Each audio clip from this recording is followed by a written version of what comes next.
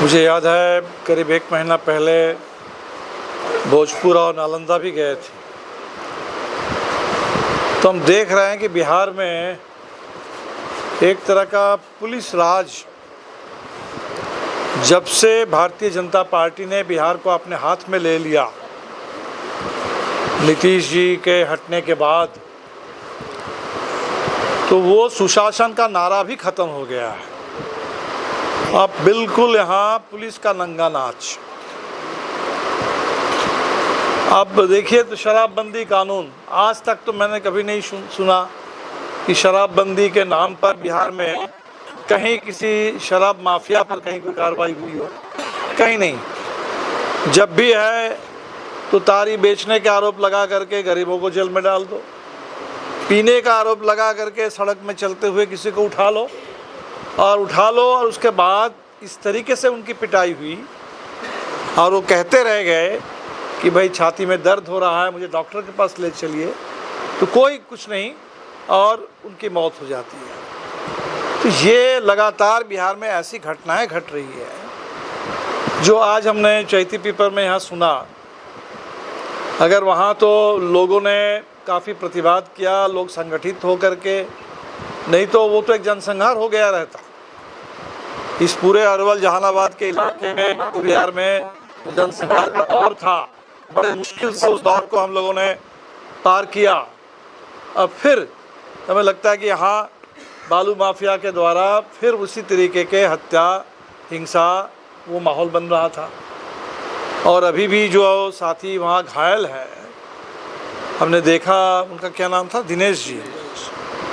अब उनको कायदे से अब इस समय अस्पताल में होना चाहिए, उनका ठीक से इलाज होना चाहिए, लेकिन पूरा वो रॉड लगा हुआ है और बिल्कुल हमें लगता है कि उनका जो वुंड है वो ठीक से अभी हील नहीं किया। अब वो बाहर ही है, तो ना तो इन लोगों का कोई इलाज ठीक से हो रहा है, ना वहाँ जो पता चला कि ना वहाँ पीने के पानी का इंतज़ाम है, ना वहाँ शौचालय है। बच्चे अब स्कूल जाना उनका बंद हो गया। अब समझ लीजिए कि पूरे देश भर में इस समय जो जेन जी की बात करिए या जेन अल्फ़ा की बात करिए, सबसे बड़ा मुद्दा है शिक्षा। चाहे वो शिक्षा, परीक्षा, स्कूल की शिक्षा हो, विश्वविद्यालय की शिक्षा हो, कॉलेज हो, अब वो बच्चों का स्कूल जाना बंद हो गया है। तो हमें लगता है कि पूरा प्रशासन उसको देखना चाहिए कि इस तरह से क्यों लोग आपके जहानाबाद में, अरवल में, बिहार के तमाम इलाके में तो लोग इतने डर में, अराजकता के साए में जी रहे हैं। तो हमें लगता है कि ये बहुत बड़ा मुद्दा है। एक एक घटना अलग अलग घटना है, लेकिन कुल मिलाकर के सभी घटनाओं को जोड़ लीजिए, जो तस्वीर उभर करके आ रही है कि बिहार में इस समय सरकार लगता है कि पूरी तरह से बेखबर है।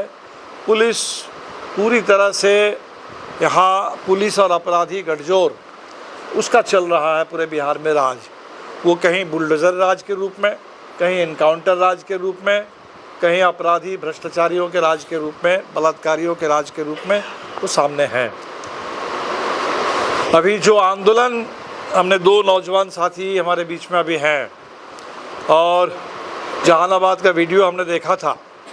22 तारीख पटना में छात्रों का प्रदर्शन था और मैं तो बिहार के नौजवानों को सलाम करता हूं कि नौजवानों ने बहुत दिनों के बाद, जो आज़ादी के आंदोलन में नौजवानों के बारे में हमने पढ़ा है, जो 74 आंदोलन के नौजवानों के इतिहास है, जो पूरे भोजपुर के, मध्य बिहार के सामंतवाद विरोधी संघर्ष के दौर में नौजवानों का तेवर रहा है, आज फिर एक बार बिहार और देश के नौजवानों ने वो जो नौजवानों की भूमिका होनी चाहिए, बिना डरे, बिना किसी तरह से रुके, वो अपने इंसाफ के लिए, सच के लिए, न्याय के लिए, अपने हक के लिए आवाज़ उठा रहे हैं। और वहाँ जो सरकार है वो तो लग रहा है कि अंग्रेज़ों के नक्शे कदम पर चल रही है। जो अंग्रेज़ जैसे चला करते थे देश में, वो बिल्कुल लाठी गोली से नौजवानों को खामोश कर देना।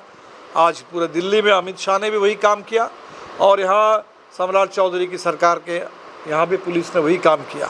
लेकिन नौजवानों को सलाम है, उन्होंने पूरा दमन का धता बताते हुए बिल्कुल वो अपने हक की लड़ाई, जहानाबाद हो, पटना हो, बिहार के हर ज़िले में, और जेल में गए और अभी सरकार को सबको रिहा करना पड़ा।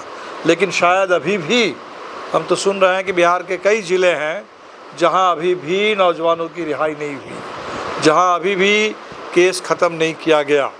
तो आपके माध्यम से पूरे बिहार के प्रशासन से हमारा ये आग्रह होगा कि दिल्ली में आपने नौजवानों के साथ जो समझौता किया और बिहार सरकार ने जो खुद घोषणा की है कि यहाँ कहीं भी नौजवानों के ऊपर किसी तरह का इस तरीके का कार्रवाई नहीं होगी, और जो भी नौजवान शिक्षा मंत्री के इस्तीफे की मांग, पेपर लीक के खिलाफ नारा लगाते हुए बिहार की सड़कों पर प्रदर्शन कर रहे थे, उस शांतिपूर्ण प्रदर्शन में हिस्सा लेने वाले नौजवानों के ऊपर कहीं किसी तरह का कोई बदले की भावना से कोई कार्रवाई नहीं होगी।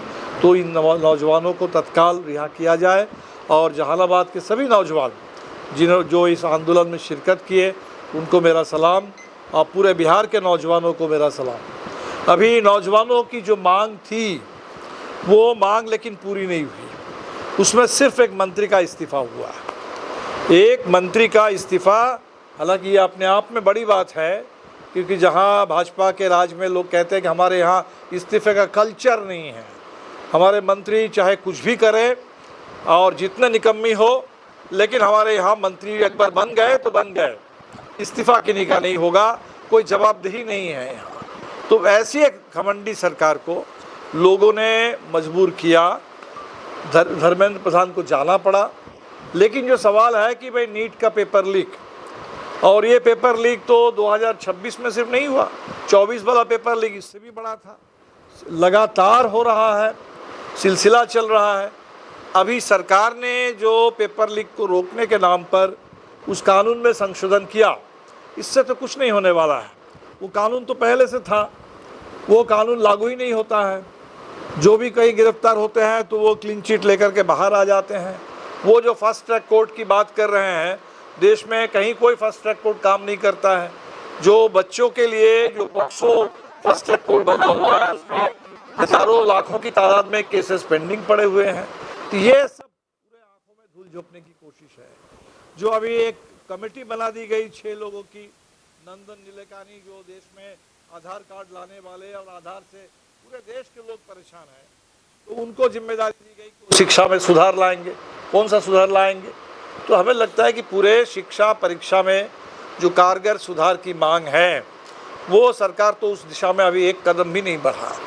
दूसरा, जो दिल्ली से लेकर के पूरे देश में जो दमन हुआ, और इस पर अमित शाह अभी पूरे संसद से भागे हुए चल रहे हैं। सरकार ने अभी कबूल नहीं किया, जबकि ये साबित हो चुका है कि गोली चली, बिहार में AK-47 चला, दिल्ली में पैलेट चला, उनके ऊपर दमन हुआ। तो इस दमन की जिम्मेदारी सरकार को लेनी होगी। और इसीलिए नौजवानों का जो नारा है, मेरा तो पूरा समर्थन है कि ये धर्मेंद्र प्रधान झांकी है, मोदी शाह बाकी है। जिम्मेदारी लेनी होगी नरेंद्र मोदी को भी, अमित शाह को भी। अभी हमने देखा कि बहुत सारे भाजपा के नेता नौजवानों को गाली दे रहे हैं। एक वहाँ विधुरी पूर्व सांसद थे जो संसद के अंदर सांसदों को गाली देते थे और इस बार चुनाव भी नहीं लड़ पाए। अब उनको हमने कहते हुए सुना कि जंतर मंतर पे जो नौजवान थे, ये पंचर बनाने वाले नौजवान थे, धर्म के आधार पर उनको गाली दे रहे हैं। मुस्लिम नौजवान पंचर बनाने वाला शब्द का इस्तेमाल करते हैं। उन्होंने कहते हुए सुना कि ये गटर जनरेशन है। अब बताइए कौन सी बात हो गई? हमारे जो पूर्व शिक्षा मंत्री थे, उन्होंने कहा आतंकवादी। जो RSS के बड़े नेता हैं अतुल लिमाय, उन्होंने कहा कि ये संविधान विरोधी है, देश विरोधी है। तो एक तरफ छात्रों का इतना बड़ा आंदोलन है, अभूतपूर्व आंदोलन, आप उस आंदोलन के साथ समझौता कर रहे हैं, और दूसरी तरफ आंदोलन करने वालों को, उस पूरी पीढ़ी को आप गाली दे रहे हैं। प्रधानमंत्री ने खुद कहा कि कल्चर शॉक, और कल्चर शॉक के नाम पर अब आप देख रहे हैं कि देश के छात्राओं को इस आंदोलन की एक बहुत ज़बरदस्त, जो देश ने देखा था कि छात्राओं की भागीदारी, और उन छात्राओं को कहा किसने क्या कह दिया, इसके आधार पर पूरा लगातार भाजपा के नेता गाली देते रहते हैं, देश में तमाम लोगों को देते रहते हैं। और जहां प्रधानमंत्री ने खुद कहा कि मैंने माफ़ कर दिया, लेकिन ये कहते हुए उन्होंने उकसाने का काम किया। और अब हम देख रहे हैं कि उन बच्चियों को 15-15 साल की बच्चियों को परेशान किया जा रहा है। वो आकर के वीडियो बना करके माफ़ी मांग रहे हैं और उनको गाली मिल रही है, धमकी मिल रही है, बलात्कार की धमकी, हत्या की धमकी मिल रही है। तो आरएसएस के हमारे मोहन भागवत जी, जो शायद कल उन्होंने कहा कि कल नहीं 6 तारीख को मैंने सुना कि हिंदुस्तान के जेन जी को और जेन अल्फा को संबोधित करने वाले हैं नीता मुकेश अंबानी। उनका जो बड़ा सेंटर है बॉम्बे में, वहाँ हमारे मोहन भागवत जी का प्रवचन होगा देश के नई पीढ़ी के लिए। मैंने कहा ये प्रवचन आप जो देने वाले हैं, सबसे पहले अपने लोगों से कहिए, आरएसएस के लोगों से कहिए, बीजेपी के लोगों से कहिए। आपने आपके नेता, मंत्री, कार्यकर्ता जो सोशल मीडिया से लेकर के हर जगह नौजवानों को गाली दे रहे हैं, नौजवानों को गाली देना बंद करें। देश की महिलाओं को गाली देना सबसे पहले बंद करें।